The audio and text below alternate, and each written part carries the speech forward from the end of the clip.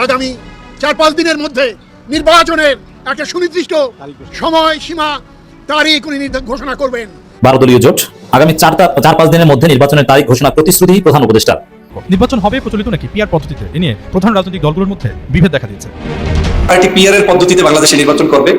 ন্যূনতম যদি তিনি 5% ভোট কাউন্ট করতে পারে সারা বাংলাদেশ, তাহলে তার সংখ্যা দাঁড়ায় 15টা সংসদ সদস্য। 30 বছরও বাংলাদেশে বড় রাজনৈতিক দলের সাথে জোট করার পরেও 15টা সিট আপনাকে দেবে না। নির্বাচন খুব দ্রুত সময়ের মধ্যে দেওয়ার সংকল্প প্রধান উপদেষ্টা অধ্যাপক ডক্টর মোহাম্মদ ইউনূসের। কথা বলেন প্রধান নির্বাচন কমিশনার এম নাসির উদ্দিন। তুলে ধরেন নির্বাচন আয়োজনে নিজেদের চ্যালেঞ্জগুলো। নির্বাচন দিয়ে জনগণের শাসন প্রতিষ্ঠা করতে হবে, আর রাতারাতি সংস্কার না করে একটি প্রক্রিয়ার মধ্য দিয়ে যাওয়ার পরামর্শ দিয়েছেন তিনি। আসসালামু আলাইকুম প্রিয় দর্শক শ্রোতা, আশা করি সবাই ভালো আছেন। নতুন একটি ভিডিওতে সবাইকে স্বাগতম। সোশ্যাল মিডিয়াতে একটি বিষয় খুব বেশি পরিমাণ ভাইরাল হয়েছে। সেই বিষয়টি হলো খুব তাড়াতাড়ি হতে যাচ্ছে নির্বাচন এবং পিআর পদ্ধতিতেই নির্বাচন হতে যাচ্ছে। আজকের এই ভিডিওটিতে জানতে পারবেন পিআর পদ্ধতি কি এবং আসলে কি খুব তাড়াতাড়ি নির্বাচন হতে যাচ্ছে। ভিডিওর শুরুতে কিছু ভিডিওর অংশ বিশেষ দেখে হয়তো আন্দাজ করতে পেরেছেন আজকের এই ভিডিওটি কতটুকু গুরুত্বপূর্ণ হতে চলেছে। অতএব চলুন না টেনে একটি লাইক দিয়ে সম্পূর্ণ ভিডিওটি দেখে আসি। বাংলাদেশের রাজনৈতিক অঙ্গনে একটা তোলপাড় সৃষ্টিকর খবর মুহূর্তের মধ্যে ভাইরাল হয়ে গেছে। এটা নিয়ে নানান আলাপ আলোচনা শুরু হয়েছে এবং এর প্রভাব অনেক। খবর 12 দলীয় জোট আগামী 4-5 দিনের মধ্যে নির্বাচনের তারিখ ঘোষণার প্রতিশ্রুতি প্রধান উপদেষ্টার সঙ্গে বৈঠক শেষে 12 দলীয় জোট। আসলে কি আগামী 4-5 দিনের মধ্যে নির্বাচনের তারিখ ঘোষণা দিবেন? আসলে কি প্রতিশ্রুতি দিয়েছেন মাননীয় প্রধান উপদেষ্টা? কি ঘটবে? টান টান উত্তেজনা। প্রথমে বলবো, তারিখ ঘোষণা করুক আর না করুক, ওই তারিখ আমরা মানব না। কেন মানব না? আমি আসি। আমরা মানব না এই কথা বলার অথরিটি আমি কে? রাজনৈতিক দলগুলোর মোটিভ জানি, ইসলামপন্থীদের মোটিভ জানি, সাধারণ জনগণের পালস বুঝি, তারুণ্যের পালস বুঝি, সেগুলোর আলোকে বলছি আমরা এই তারিখে কোনো নির্বাচন হতে দেওয়া যাবে না। 4-5 দিনের মধ্যে যে তারিখ ঘোষণা করবে, এবং আমরা এই জরুরি ঘোষণা দিয়ে ওই তারিখের বিরুদ্ধে বিদ্রোহ ঘোষণা করলাম। সব দল দেখবেন ওই তারিখ প্রত্যাখ্যান করবে, লাথি মারবে। কেন? তার আগে আসি যে আসলে কি মাননীয় প্রধান উপদেষ্টা প্রতিশ্রুতি দিয়েছেন? এর উত্তর হচ্ছে যে 12 দলীয় জোট কোন চ্যাটের বাল যে তাদের কাছে মাননীয় প্রধান উপদেষ্টা প্রতিশ্রুতি দিবে আর 4-5 দিনের মধ্যে নির্বাচনের তারিখ ঘোষণা করবে, সেটা 12 দলীয় জোটের কাছ থেকে আমাদের শুনতে হবে কেন? 12 দলীয় জোটটা কি? এরা আবার কি? এরা কোন ঘোড়ার ডিম বাংলাদেশের রাজনীতিতে? এটা কিছুদিন আগে 4 গুরুত্বপূর্ণ দলের সাথে বৈঠক করেছেন মাননীয় প্রধান উপদেষ্টা। বিএনপি, জামাত, চরমোনাই, এনসিপি। তাদের কাছে যদি বলতেন, মির্জা ফখরুল যদি বলতো বের হয়ে, ডাক্তার তাহের যদি বলতো, একটা কথা ছিল যে প্রতিশ্রুতি দিয়েছে। এখন প্রধান উপদেষ্টা প্রতিশ্রুতি দেবে 12 দলীয় জোটের কাছে, আর বিএনপি জামাত সেটা জানবে না, আর আমরা জানবো 12 দলীয় জোটের কাছে। আপনি কি মনে করেন যে বাংলাদেশের বাস্তবতার সাথে এটা যায়? যে কোনো জিনিসের একটা বাস্তবতা আছে, যে এত গুরুত্বপূর্ণ একটা বিষয় আমরা জানবো 12 দলীয় জোটের কাছ থেকে, আর মাননীয় প্রধান উপদেষ্টা বিষয়টা বলবেনও 12 দলীয় জোটের কাছে। এত ঠুনকো বিষয়টা, মানে এইটা হচ্ছে অস্বাভাবিক। এই জন্য এই প্রতিশ্রুতি ঘোষণা এগুলো কোনো তাৎপর্য নেই। আমি জানি না দিয়েছি কিনা, আমি যখন রেকর্ড করছি তখন পর্যন্ত সরকারের কোনো বক্তব্য পাইনি। হয়তো এ বিষয়ে মাননীয় প্রেস সেক্রেটারি ক্লারিফাই করবেন। আপনার আলোচনা শুনতে শুনতে হয়তো কোনো ক্লারিফিকেশন পাবেন যে বিকৃতভাবে 12 দলীয় জোট বলেছে বা আসলেই। আর যদি আসলেই এটা হতো বা ওই তারিখের কোনো ভিত্তি থাকতো, কার্যকারিতা থাকতো, 4-5 দিনের মধ্যে তারিখ ঘোষণা করতো, তাহলে সেটা সরকারের কোনো প্রেস রিলিজের মাধ্যমে জানানো হতো, অথবা ঐক্যমত্য কমিশনের সব দলের সাথে আলাপ আলোচনার ভিত্তিতে এটা ঠিক হতো। কিন্তু না, এরকম তো কিছু হয়নি। এর মানে এই 4-5 দিনের মধ্যে নির্বাচনের তারিখ ঘোষণা করবে, আসমানের নিচে জমিনের উপরে এর চাইতে ফালতু কোনো কথা হতে পারে না। ঘোষণা করলেও ওটার কোনো ভ্যালু নেই। দর্শক, এরপরে আসেন যেখানে জুলাই সনদের কোনো খবর নাই। জুলাই সনদ ছাড়া বাংলাদেশ চলবে না। যেখানে সংবিধান সংস্কারের কোনো বা সংবিধান সংশোধনের কোনো উদ্যোগ নাই। যেখানে কিভাবে নির্বাচন হবে এটাই এখন পর্যন্ত ঠিক হয়নি। যেখানে স্থানীয় সরকার নির্বাচন না জাতীয় সরকার নির্বাচন, এই বিষয়ে কোনো ঐক্যমত হয়নি। যেখানে পিআর সিস্টেম হবে না এফটিপিটি হবে, কিছুই ঠিক হয়নি। সেখানে আপনি কিসের নির্বাচনের তারিখ? এটা কোনো কথা? এর চাইতে কোনো ফালতু কথা আছে? এই মেয়াদ উত্তীর্ণ পলিটিক্যাল পার্টিগুলো, এই ঘোড়ার ডিম পার্টিগুলো নির্বাচনের তারিখ ঘোষণা করবে এইটা বলছে। এটা হাস্যকর, এটা আমরা মানি না।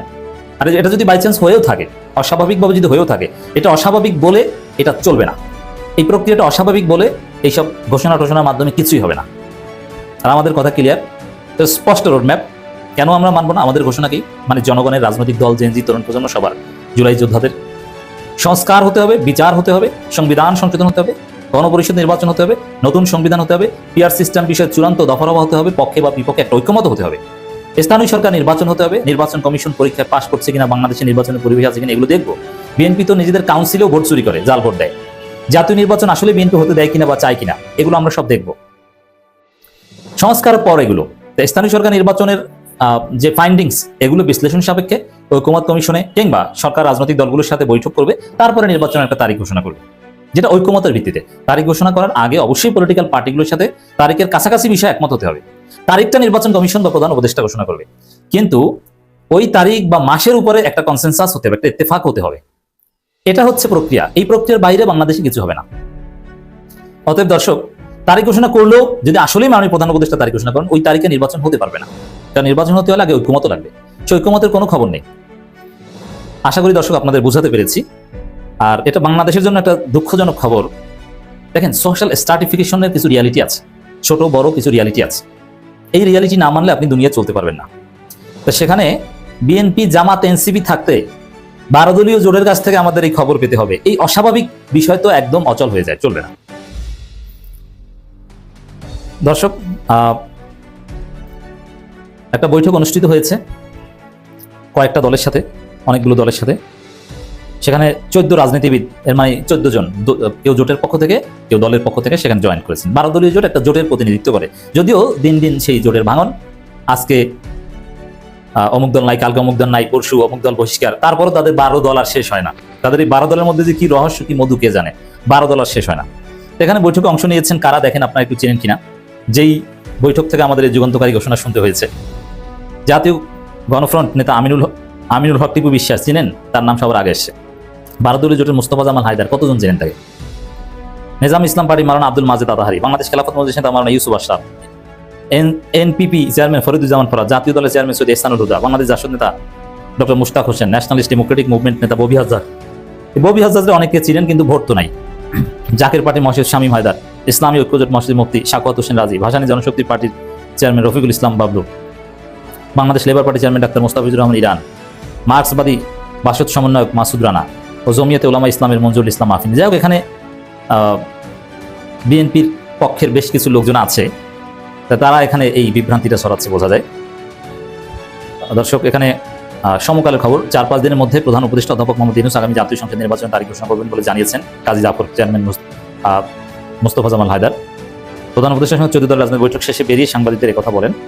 যাই হোক দর্শক, এটা আরেক জটিলতা সৃষ্টি করলো, যেটা ঐকমত্য কমিশনে হওয়ার কথা বা সব দলের সাথে বৈঠক করে। সেখানে একবার লন্ডনে বসে এক আকাম ঘটলো।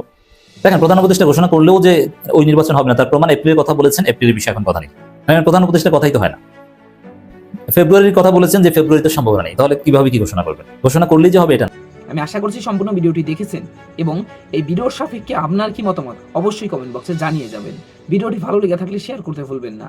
আমাদের এই চ্যানেলে নতুন হয়ে থাকলে চ্যানেলটি সাবস্ক্রাইব করে চ্যানেলের পাশে থাকবেন। আর যারা ইতিমধ্যে চ্যানেলটি সাবস্ক্রাইব করেছেন তাদেরকে অসংখ্য ধন্যবাদ। দেখা হবে নতুন কোনো ভিডিও নিয়ে, ততক্ষণ সবাই সুস্থ থাকবেন। আল্লাহ হাফেজ।